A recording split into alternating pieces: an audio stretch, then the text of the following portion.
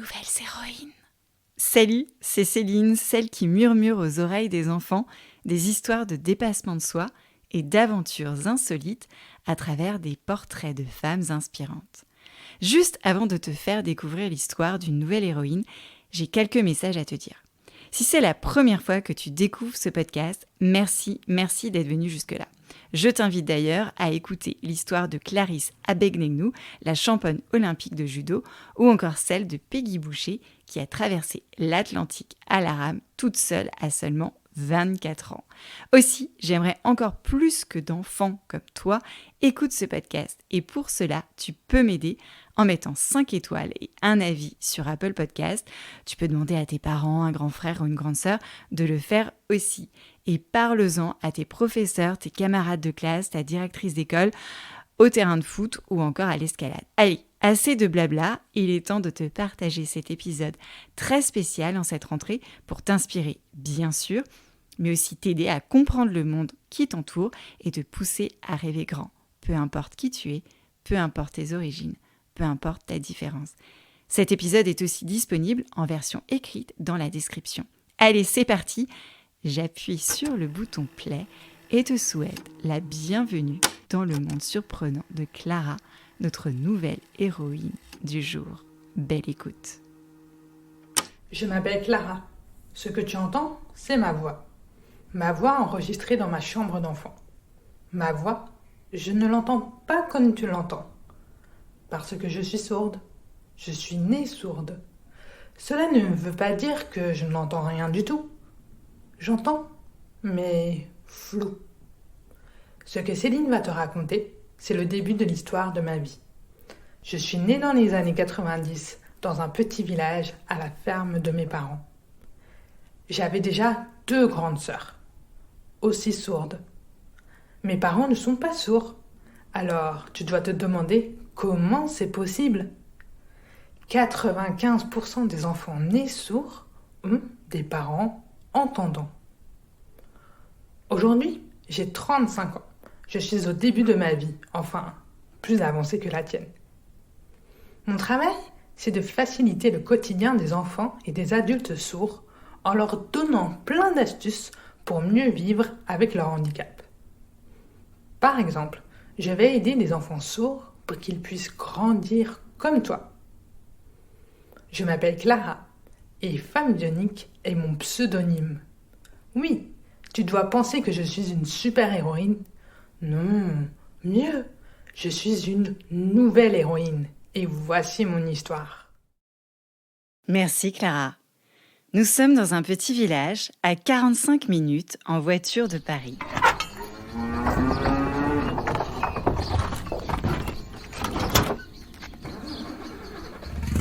Mais plutôt 3 heures en tracteur.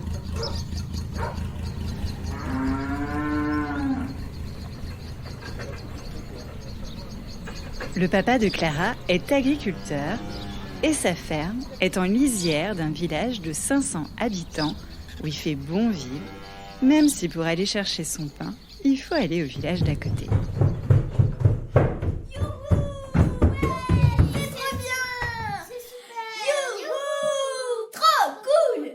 Mais pourquoi ces petites filles crient-elles ? Parce qu'aujourd'hui, elles s'apprêtent à devenir grandes sœurs. Leur maman est dans la salle de travail de la maternité pour mettre au monde une 3e petite fille qui s'appelle Clara. Une fois, bien fort, pour le faire sortir les épaules. Allez. Allez, c'est super ça. Allez, c'est super. Allez, encore. Super. Alors, bonjour. Bonjour. T'es un beau bébé, ouais.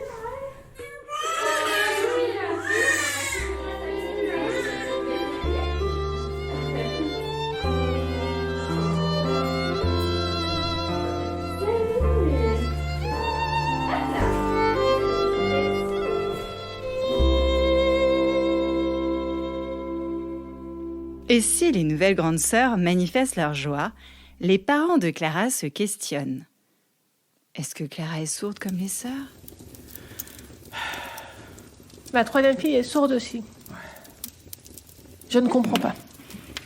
Bon, écoute, De toute façon, qu'elle soit sourde ou pas, on fera tout ce qu'il faut pour qu'elle soit heureuse.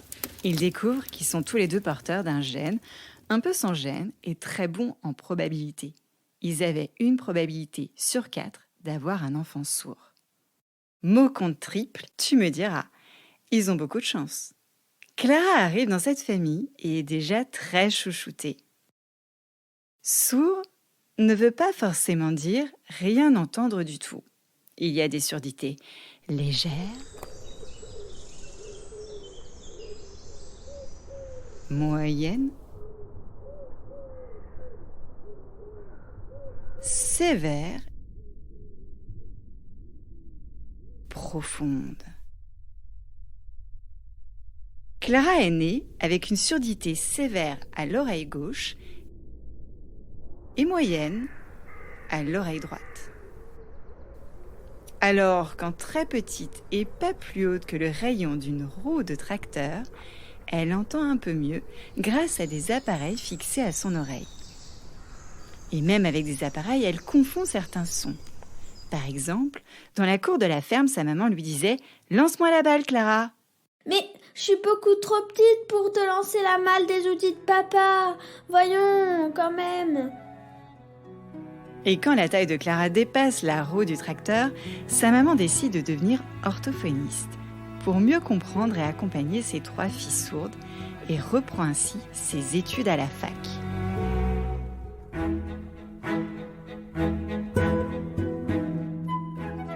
Pendant ce temps, Clara grandit à la ferme.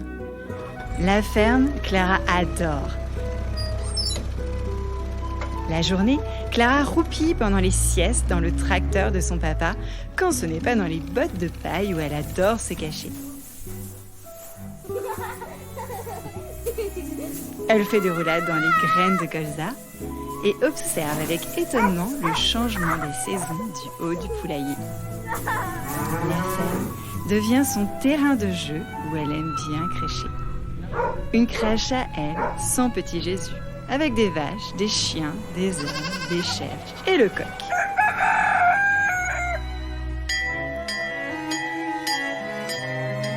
À la ferme, c'est la cloche Passy-Cloche qui donne le la et annonce que le déjeuner est prêt. Et ce n'est pas pour prévenir Clara et ses sœurs que la maman l'actionne, mais plutôt pour prévenir son papa qu'il est temps de ranger le tracteur.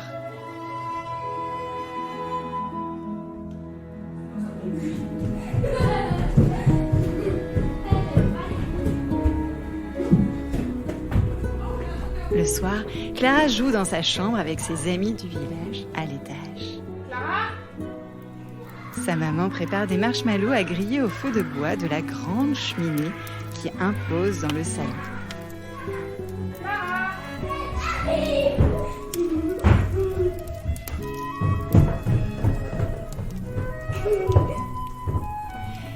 Oui, il fait bon vivre à la ferme.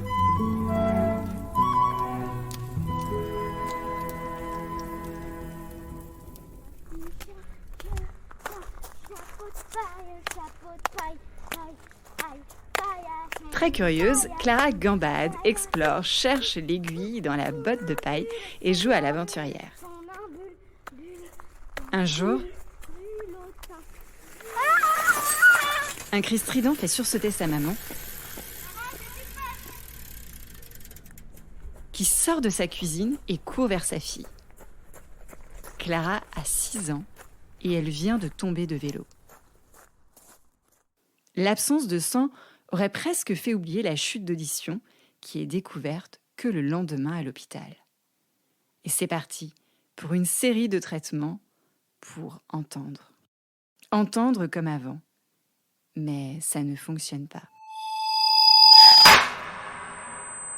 L'oreille gauche de Clara n'entend plus rien du tout.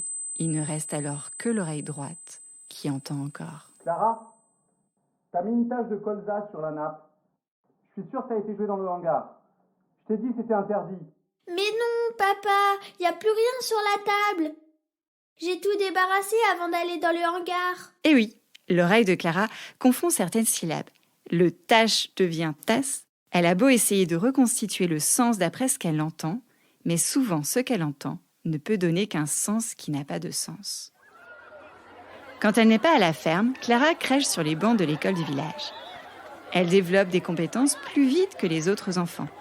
Elle doit apprendre à distinguer les sons, à lire sur les lèvres, ce qu'on appelle la lecture labiale, et apprendre la langue française, pas sur les lèvres de Molière, mais dans les livres.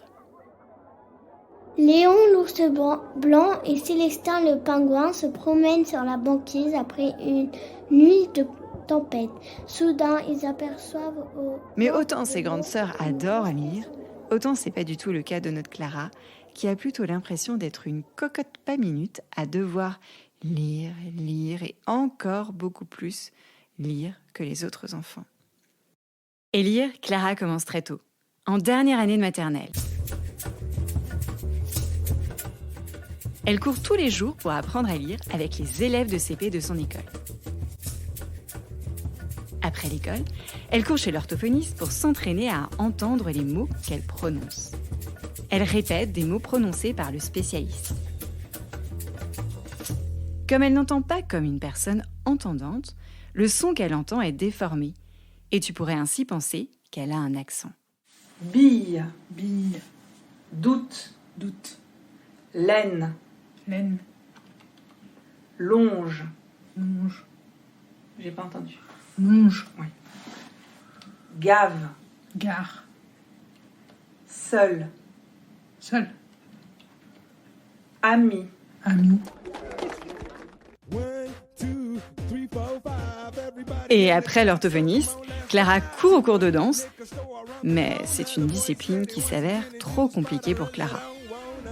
Écouter le professeur de danse, exécuter un mambo number 5, et 1, 2, 3, 4, 5, la musique, pas chassée, 6, 7, demi-pointe et 8. Bon, ça suffit pour Clara. Retour à la ferme pour retrouver son home sweet home.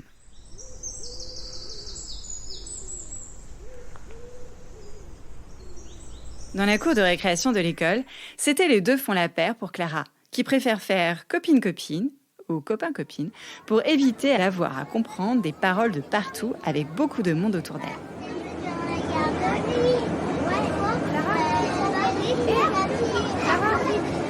Clara, tu viens? On va jouer à la corde à sauter. Mes parents m'en ont acheté une nouvelle. Entre les murs de la classe, elle est bonne élève, faisant tantôt classe avec des camarades sourds, tantôt avec des camarades entendants. Tout se passe bien pour Clara jusqu'à ses 14 ans. À la fin de son année de 4e, elle reçoit un coup de corde.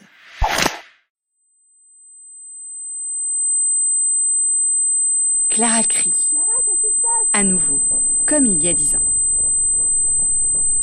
Affolée, sa mère se précipite et emmène Clara à l'hôpital le lendemain. Depuis sa chute en vélo, son oreille gauche n'entend plus rien du tout. Et là, elle perd son audition à l'oreille droite. Totalement. Et se retrouve dans le silence.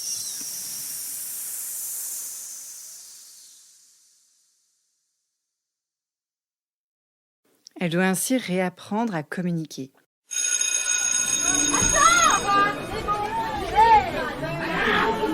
Dans son collège, il y a plusieurs élèves sourds qui pratiquent l'oralisme, c'est-à-dire parler la langue française, mais Clara voudrait apprendre la langue des signes française, une autre langue qui n'est pas apprise dans son collège.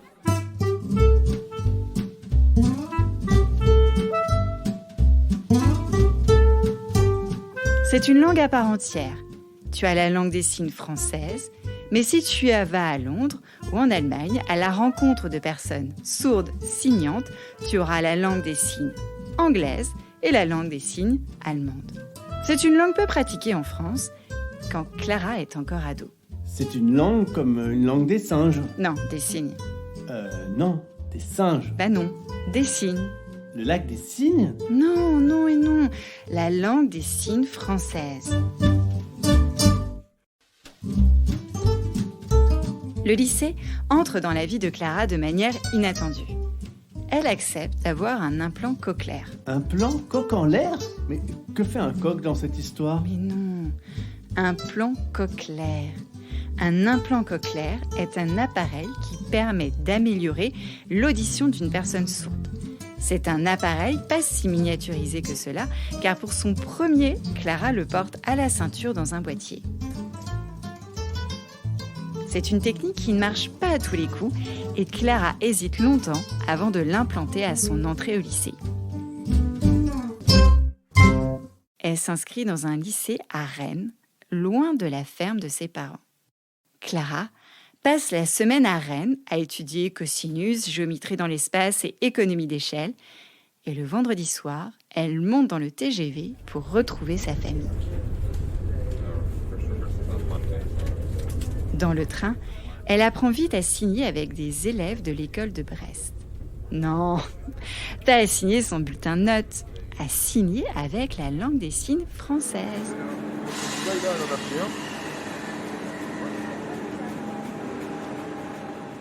Son bac en poche, Clara veut devenir éducatrice spécialisée.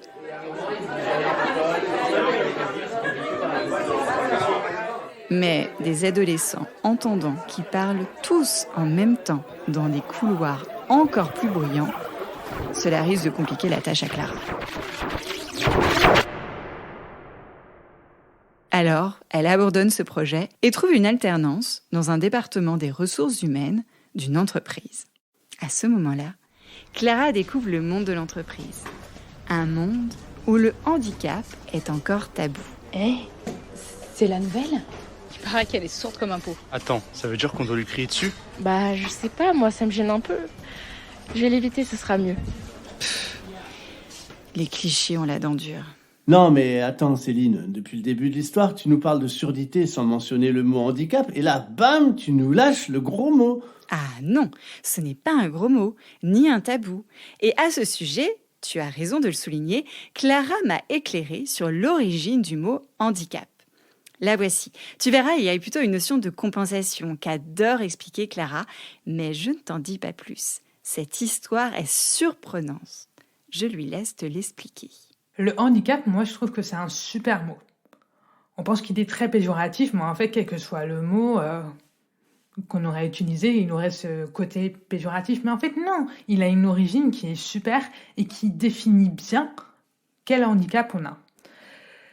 Ça vient de l'expression anglaise « hand in the cap ». Donc, en français, ça veut dire « la main dans le chapeau ». Pourquoi ?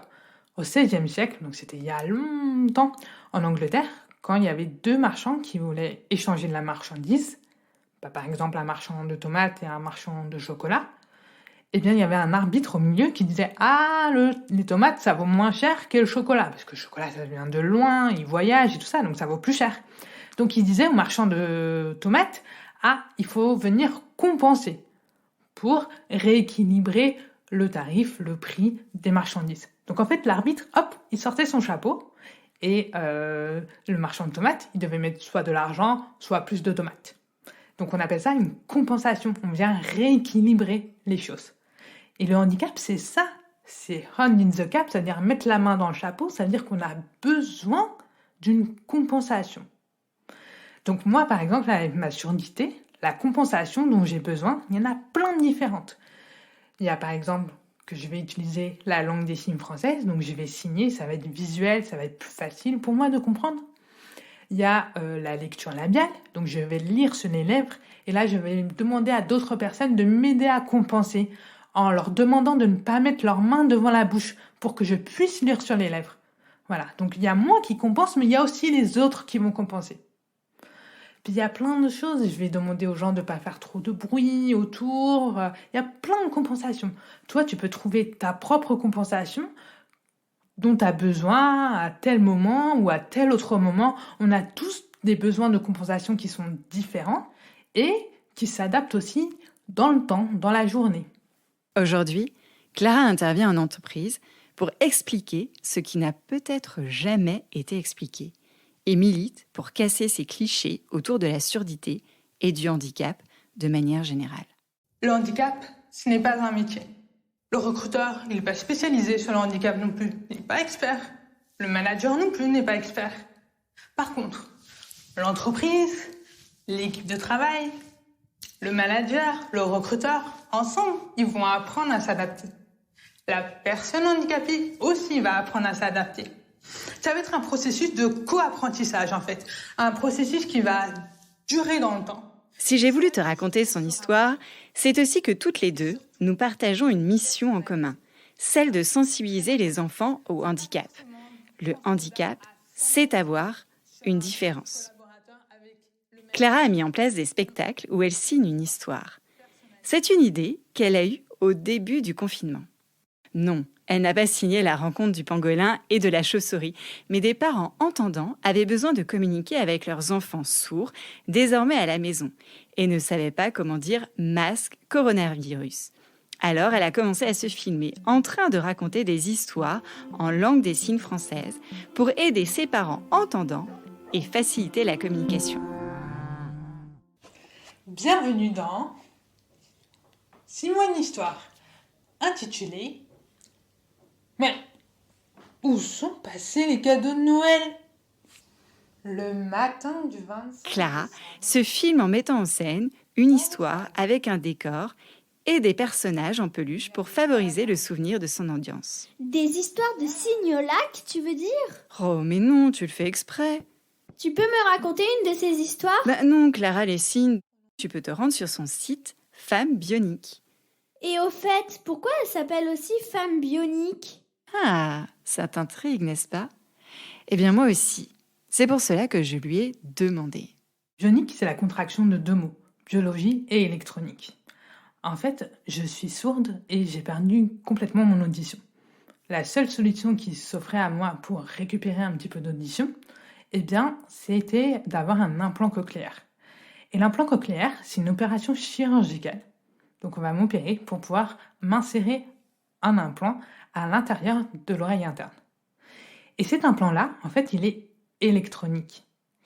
Mais cette électronique-là, c'est inspiré de la biologie, c'est-à-dire qu'on reprend ce que fait l'oreille interne de manière naturelle. Voilà. Donc, il va s'inspirer des petites cellules ciliées qu'il y a dans la cochlée, et hop, il va envoyer des impulsions électriques au nerf auditif. Et le nerf auditif, après, il envoie ça au cerveau, le cerveau dit « Ah, ça c'est un son ». Et donc là, il va comprendre que c'est des sons, il va comprendre la parole et tout ça. Donc comme c'est électronique, inspiré de la biologie, ça donne bionique.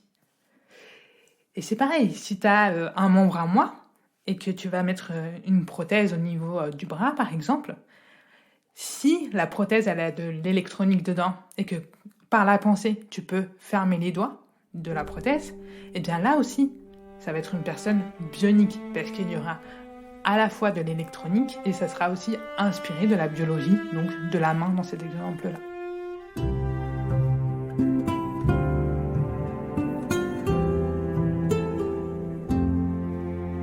C'est à présent l'heure du générique.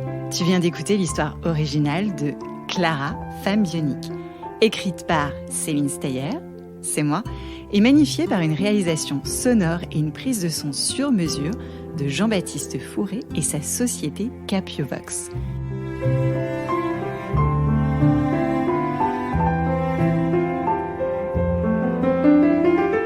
Je tiens à préciser que la restitution sonore des sons perçus par Clara est purement artistique pour les besoins du podcast et ne reflète en rien la perception auditive réelle des personnes sourdes au quotidien.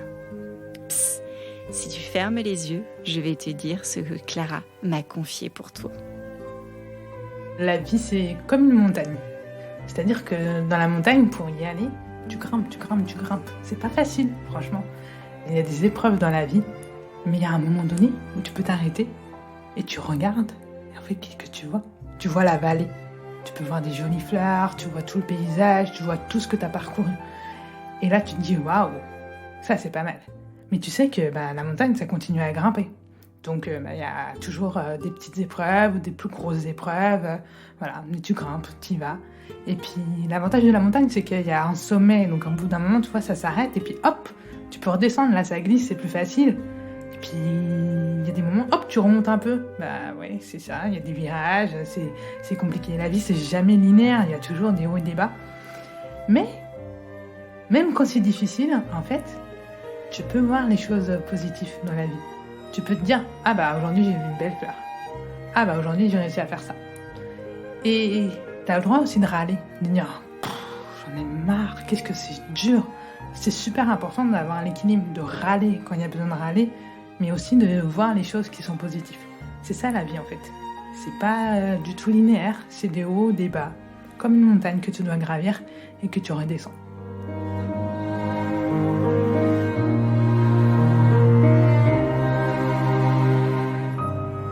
Je tenais à remercier les voix qui sont venues accompagner cette histoire. Alexis, Aude et Anouk Lambotte, Anne Delaporte, Sidélia Alperen et Alidjane Poiraz, et les petites voix d'Olivia, Rose et Madeleine.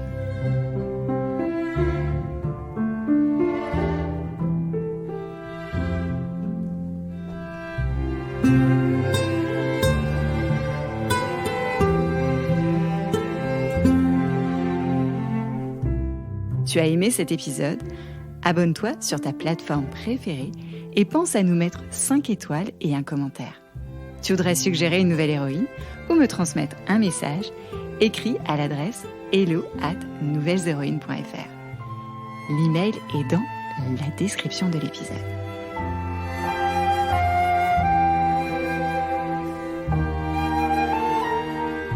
Je te donne rendez-vous mercredi prochain pour une nouvelle histoire et te remercie du fond du cœur de suivre les aventures des